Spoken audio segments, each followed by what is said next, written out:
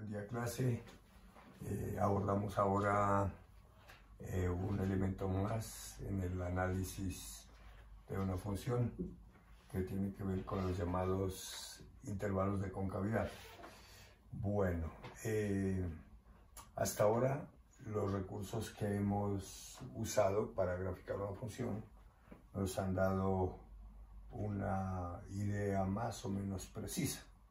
Sin embargo, para el ajuste de la gráfica se necesita determinar un elemento que tiene que ver con hacia dónde está dirigido el vacío que genera la curva en el plano. Y eso tiene que ver con lo que se llama intervalos de concavidad. Entonces, para tener más claridad sobre el tema, veamos qué entendemos por una gráfica cóncava hacia arriba y cóncava hacia abajo. Entonces, por definición, o sea, matemáticamente hablando, se dice que la gráfica de una función en un intervalo dado es cóncava hacia arriba. Este va a ser el símbolo que vamos a usar, igual que allá las flechitas derechas indicaban dónde crece y dónde decrece. Aquí con esto así, indicando de esta forma, vamos a denotar la concavidad hacia arriba o así la concavidad hacia abajo. Entonces, decimos que la gráfica de una función es cóncava hacia arriba o, en su defecto, cóncava hacia abajo en el intervalo B si las rectas tangentes trazadas sobre el arco de curva correspondiente en ese intervalo, o sea, en el intervalo AB, o bien se localizan por debajo, y en ese caso estamos hablando de concavidad hacia arriba, si las rectas se localizan por debajo, o si se localizan por encima, estaríamos hablando de concavidad hacia abajo. Entonces, en este caso, dado que las rectas tangentes se localizan por debajo, como si fueran leños debajo de un recipiente, de una olla, digamos, entonces estaríamos hablando de concavidad hacia arriba. En cambio, si las rectas tangentes se localizan cual tejas en una casa, entonces estaríamos hablando de concavidad hacia abajo. Así que la concavidad se está definiendo matemáticamente a través de sus rectas tangentes. Observen aquí las rectas tangentes, en ese intervalo se localizan por debajo, entonces estaríamos definiendo concavidad hacia arriba. En este caso, las rectas tangentes se localizan por encima y estaríamos definiendo la concavidad hacia abajo. Pero esa es la definición. Entonces nos preguntamos cómo, a través de la derivada, vamos a determinar los intervalos donde la gráfica es cóncava hacia arriba, cóncava hacia abajo. Pues este criterio, que lo enunciamos aquí, nos dice cómo determinar esos intervalos. Entonces, si en el intervalo AB determinamos que la segunda derivada de la función dada es positiva, o sea, mayor que 0, entonces en ese intervalo la gráfica de la función será cóncava hacia abajo, hacia arriba. O sea, si la segunda derivada es positiva, entonces la gráfica es cóncava hacia arriba. En cambio, si la segunda derivada es negativa, entonces en ese intervalo diremos que la gráfica es cóncava hacia abajo. De alguna forma, pues ustedes, para no depender de la memoria, hagan una asociación para recordar cuando la segunda derivada es positiva, la gráfica es cóncava hacia arriba, y cuando es negativa, la gráfica es cóncava hacia abajo. Es más, si esto lo relacionan con máximos y mínimos, acuérdense que por el criterio de la segunda derivada, donde la segunda derivada es negativa, hay máximo. Eso les puede dar una idea de que la gráfica, en ese caso, si la segunda derivada es negativa, es cóncava hacia abajo. Listo. Entonces, hagamos unas observaciones y con base en ellas entramos a hacer un ejemplo de cómo determinar los intervalos de concavidad. Las dos observaciones son las siguientes. Esta, que era de esperarse, a los puntos donde la segunda derivada se reduce a cero o no está definida, se les denomina puntos críticos de segunda especie. Pues, a los de la primera derivada se les llamaba puntos críticos de primera especie, a estos de segunda especie, y los denotamos así, abreviadamente, los PC2. Ahora bien, si x sub 0 es un punto crítico de segunda especie, pero al pasar por este punto, la segunda derivada cambia de signo, de más a menos o de menos a más, entonces al punto x sub 0, f de x sub 0, pues se supone que ahí la función tiene que existir. Entonces a este punto, donde x sub 0 es un punto crítico de segunda especie y al pasar por ese punto la segunda derivada cambia de signo, se le llama punto de inflexión de la gráfica. Entonces, a la hora de determinar los intervalos de concavidad, estaremos pendientes de si la segunda derivada al pasar por esos puntos cambia de signo y además verificando que la función exista en esos puntos. Bueno, aquí abordamos un ejemplo que nosotros ya lo habíamos trabajado en intervalos de monotonía, pero ahora queremos a esta función determinar los intervalos de concavidad. Así que ustedes se van a dar cuenta que el esquema que vamos a seguir es análogo al que hicimos para determinar los intervalos de monotonía, pero esta vez esto está relacionado con la segunda derivada. O sea, si la primera derivada nos permitió hallar intervalos de monotonía y máximos y mínimos, pues ahora la segunda derivada, con un esquema similar, nos va a resolver dos problemitas. Nos va a determinar los intervalos de concavidad y de paso los puntos de inflexión cuando existen. Entonces, para eso, lo primero que tenemos que hacer es hallar la segunda derivada. Entonces, aquí está la función, primera derivada, segunda derivada. Entonces, siguiente paso, hallamos los puntos críticos de segunda especie, especie 2. Averiguamos dónde la segunda derivada sea 0. Descubrimos que esto es una cuadrática, la cual se reduce a 0 para más o menos raíz de un sexto. O sea, la resolvemos. Hallamos el valor de y en esos puntos, pues observemos que el dominio de esta función son todos los reales, así que ella existe en cualquier punto. Entonces, hallamos el valor de y en los puntos críticos hallados y nos disponemos a determinar los signos de la segunda derivada. Ubicamos los puntos críticos de segunda especie sobre la recta numérica y procedemos a escoger un punto de cada intervalo y reemplazarlo en la segunda derivada.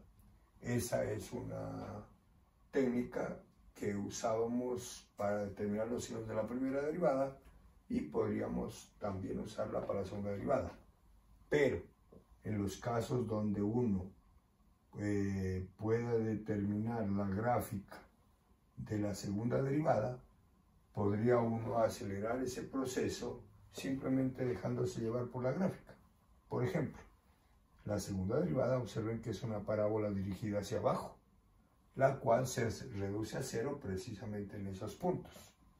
Eso quiere decir que la forma de la gráfica de la parábola es mirando hacia abajo. Por lo tanto, en la parte que va de menos raíz de un sexto a raíz de un sexto, la segunda derivada será positiva, porque es una parábola dirigida hacia abajo. Y hacia los lados será negativa. Si a usted ese procedimiento no lo convence o no está seguro, no dude en escoger un puntico de cada intervalo reemplazarlo en la segunda derivada y determinar el signo para asegurarse de que está bien.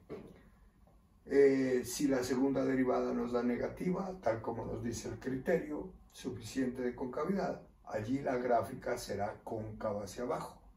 Concavidad significa vacío. El vacío, la gráfica estará mirando hacia abajo. Y donde la segunda derivada sea positiva, la concavidad está dirigida hacia arriba, o sea, el vacío está mirando hacia arriba. Recuerden que la palabra concavidad en otros contextos la utilizamos para hablar de cavidad ocular, cavidad torácica. Entonces, cuando uno dice concavidad, uno lo que quiere mirar es hacia dónde está dirigido el vacío. Concavidad hacia arriba quiere decir que el vacío que determina la gráfica en el plano está mirando hacia arriba, y concavidad hacia abajo quiere decir que el vacío está mirando hacia abajo. Esos son los intervalos de concavidad, y de paso observamos que en estos puntos la segunda derivada al pasar por estos puntos cambia el signo, pasa de menos a más o de más a menos. Quiere decir que estos son puntos de inflexión de la gráfica. Así que podríamos escribirlo: puntos de inflexión, tenemos 2 menos raíz de 1/6, y como ya tenemos determinado el valor de y, 5/36, y el otro punto más raíz de 1/6, y como la función de paso es par, ya lo sabíamos por un pasado cercano, la función toma el mismo valor. Listo. Entonces, con estos daticos, vámonos a la gráfica que nosotros ya la habíamos trabajado en intervalos de monotonía, y podemos visualizar ese comportamiento.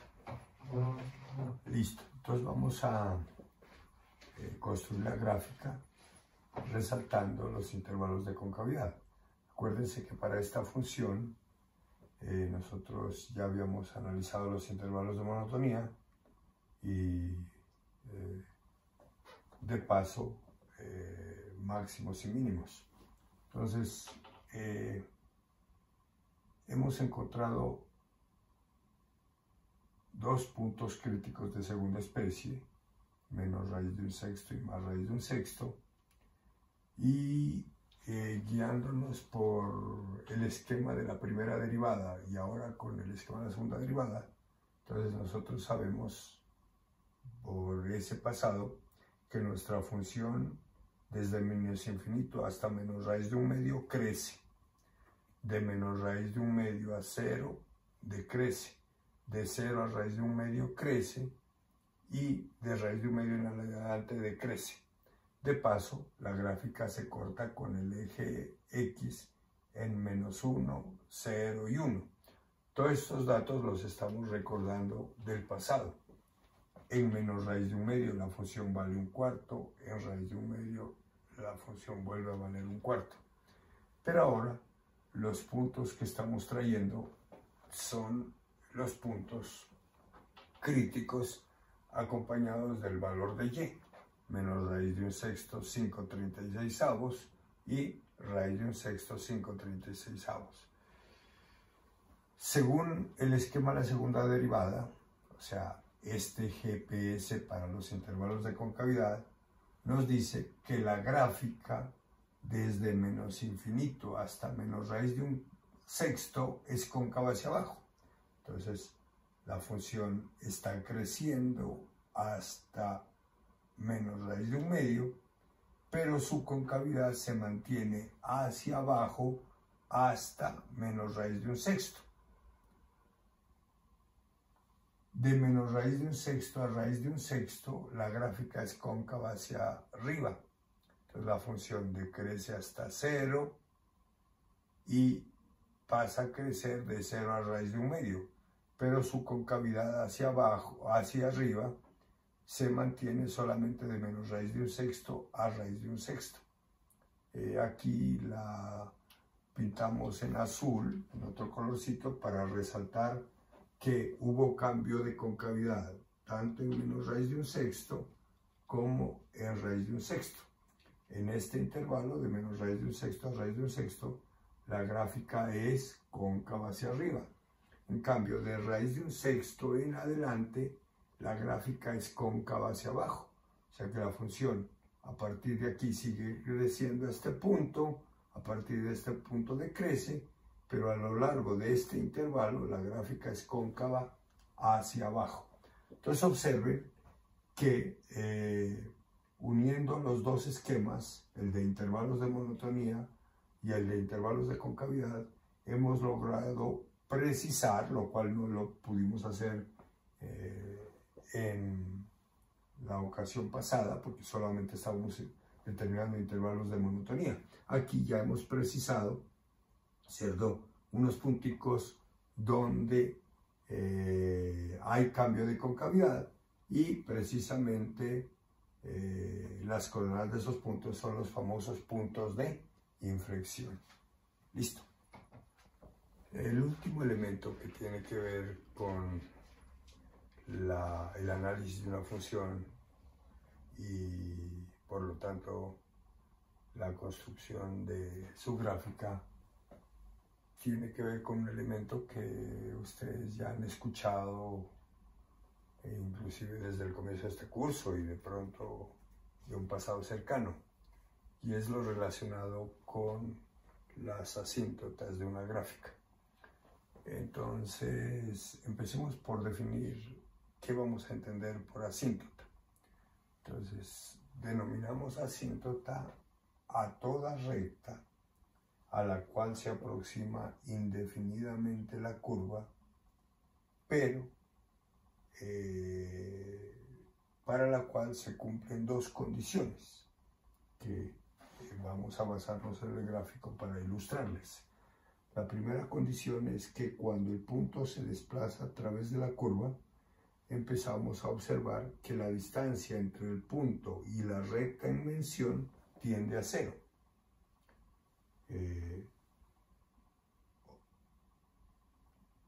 Pueden haber dos tipos de rectas: rectas asíntotas verticales y rectas asíntotas oblicuas. Un caso particular de las rectas asíntotas oblicuas son las horizontales. Entonces, vamos a ilustrar en simultáneo en los tres casos las dos condiciones que deben cumplirse para que una recta determinada se llame asíntota. Primera condición, que a medida que el punto que se desplaza a través de la curva, la distancia que hay entre el punto y la recta se vaya haciendo cada vez más pequeña, o sea, tienda a cero. Eso lo observamos aquí, también lo observamos aquí. A medida que vamos avanzando a través de la curva, la distancia entre el punto y la recta se hace cada vez más pequeña. La recta hay que trazarla punteada porque no es parte de la gráfica, es una guía de la gráfica. Como en carretera, cuando uno ve las líneas de separación entre los carriles, son guías.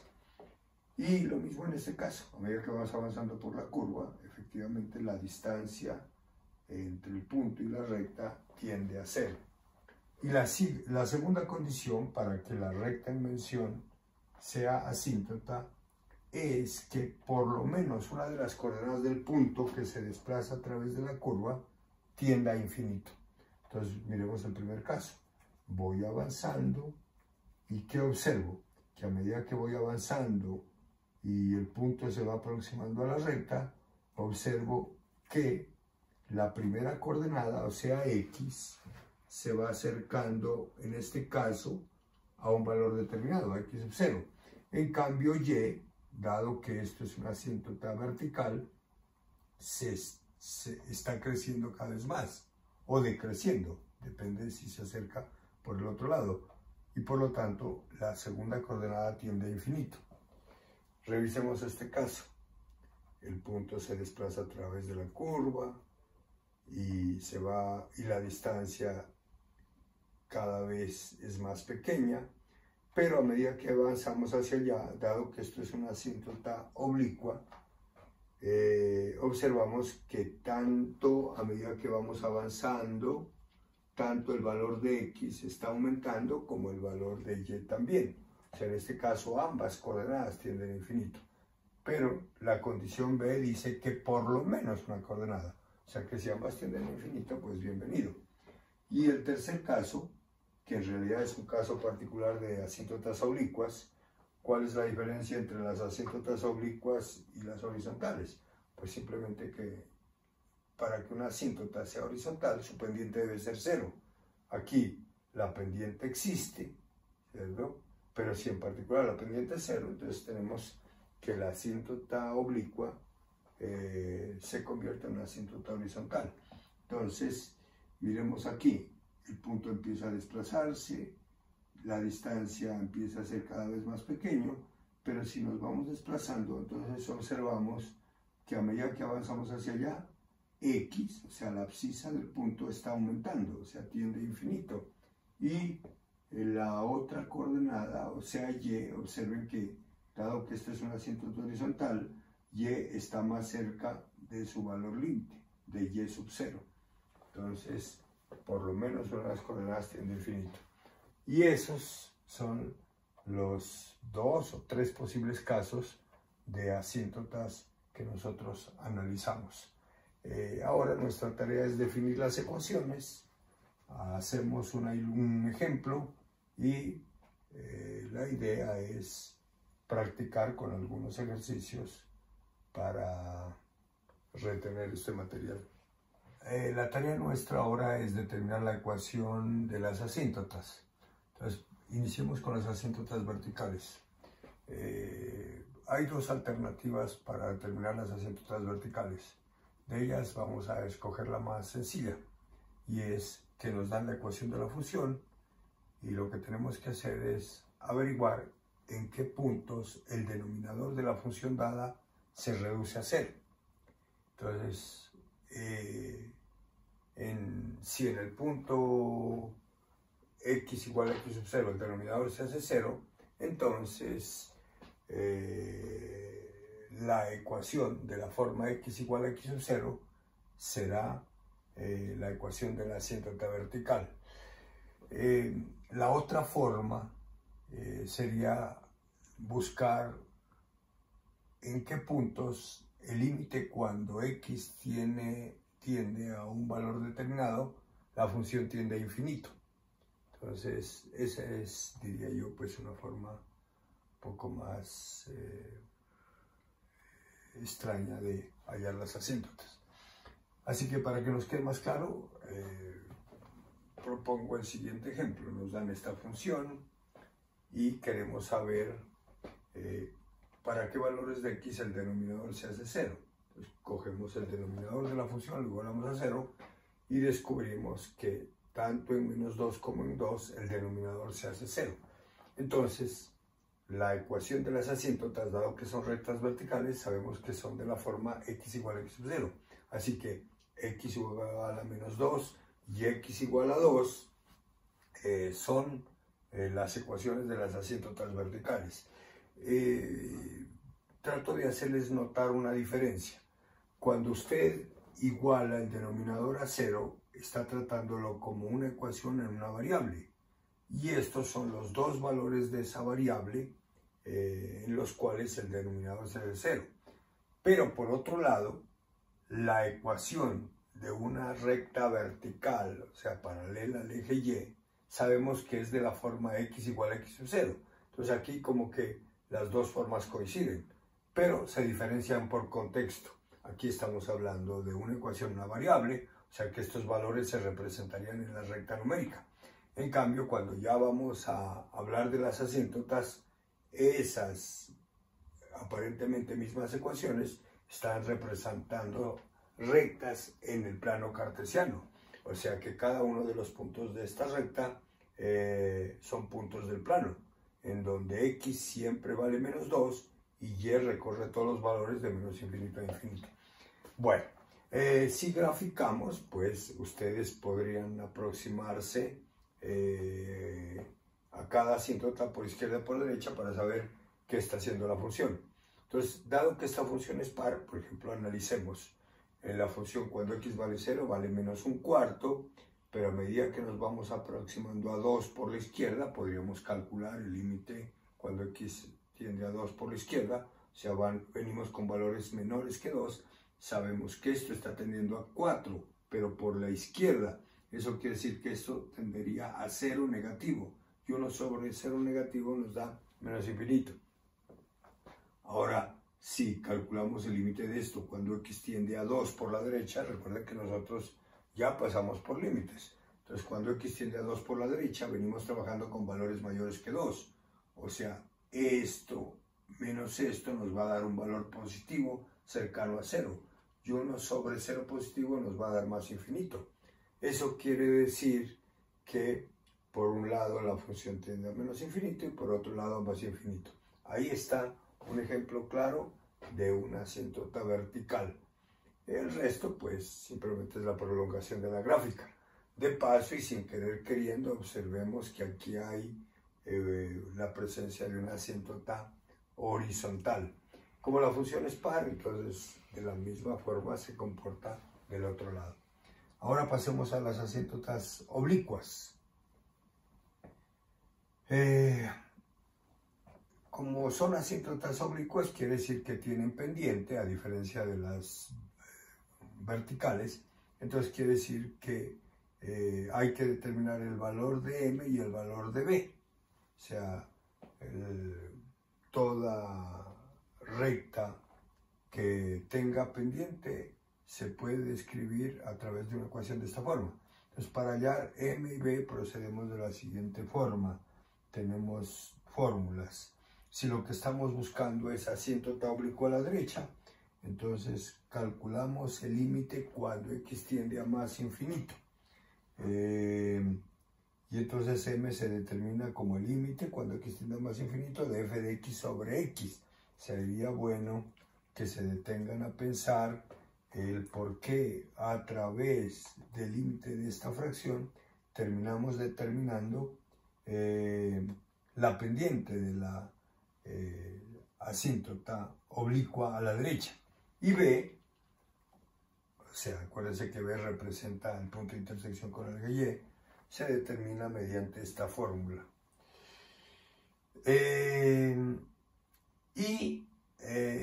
De la misma manera buscaríamos la existencia de asíntota oblicua a la izquierda. Entonces ahora, en lugar de irnos hacia más infinito, hacemos los mismos cálculos pero hacia menos infinito. Se sugiere que estos límites se calculen en simultáneo. O sea, cuando vayan a hallar m y cuando van a hallar b, podemos calcular el límite cuando x tiende a más o menos infinito. Porque todos los cálculos que se hacen van a ser iguales y ellos se diferenciarían, o sea, el límite a la derecha y el límite a la izquierda solamente al final, cuando uno ya está calculando el límite. Así que la sugerencia es no separarlo así, sino calcularlo simultáneamente. Bueno, y el otro comentario es que si una curva tiene asíntota oblicua a la derecha, ella es única. Lo mismo si tiene asíntota oblicua a la izquierda. Ustedes deberían preguntarse por qué. Y entonces en este pequeño espacio tratamos de ilustrar por qué una curva no puede tener dos asíntotas oblicuas a la derecha ni a la izquierda. Entonces supongamos que hacia esta recta y hacia esta recta se tiene que aproximar la curva. Entonces en algún momento la curva tendrá que hacer algo así. Por un lado acercarse a esa recta y por otro lado acercarse a esa recta. Pero como nosotros estamos tratando con funciones uniformes, disimuladamente estaríamos diciendo que para cada x, y toma dos valores. Y eso no puede darse porque son funciones uniformes.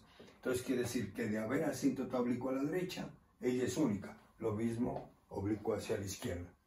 Hagamos un ejemplo en donde ilustremos esto y el resto será ejercicios para que ustedes practiquen.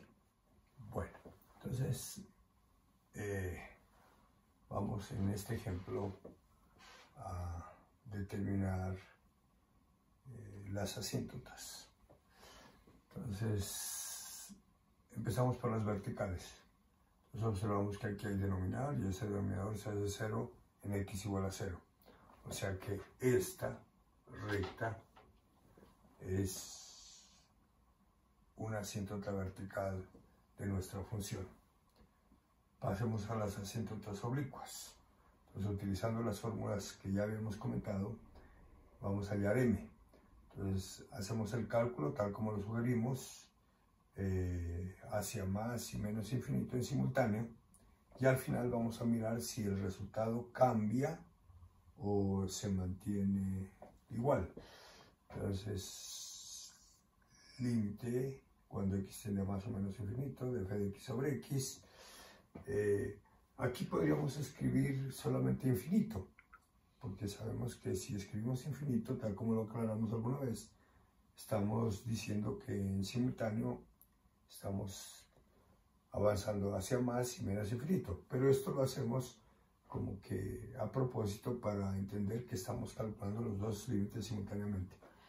Entonces aquí está f de x sobre x, hacemos el cálculo y observamos que independientemente si x está tendiendo a más o menos infinito, esto va a tender a 1, empezando porque está elevado al cuadrado. Entonces, dividiendo entre la máxima potencia, sabemos que esto nos da 1.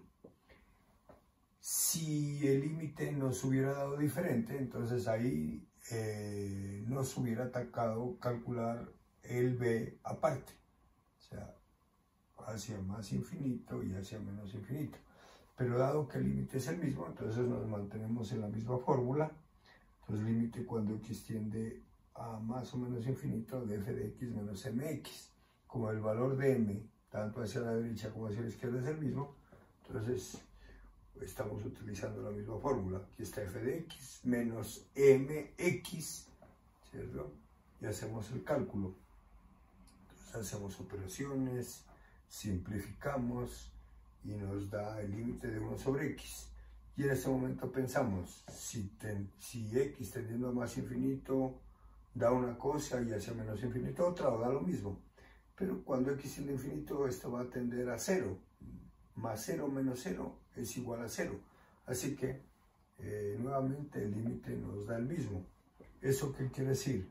Que la recta y igual a mx más b, o sea 1x más 0, o sea y igual a x, terminó siendo la asíntota oblicua, tanto a la derecha como a la izquierda. Aquí la graficamos. Esta gráfica nosotros ya la habíamos conocido, ya la habíamos trabajado cuando vimos máximos y mínimos. Así que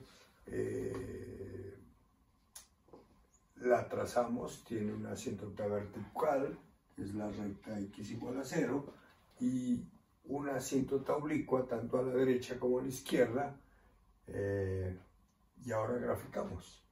Obviamente cuando nos aproximamos a 0, esto va a tender a más infinito, y si vamos hacia allá, la gráfica se nos acerca por encima a la recta y igual a x.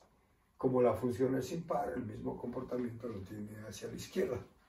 Entonces, de esa forma hemos logrado determinar otro de los elementos que caracteriza el análisis de una función.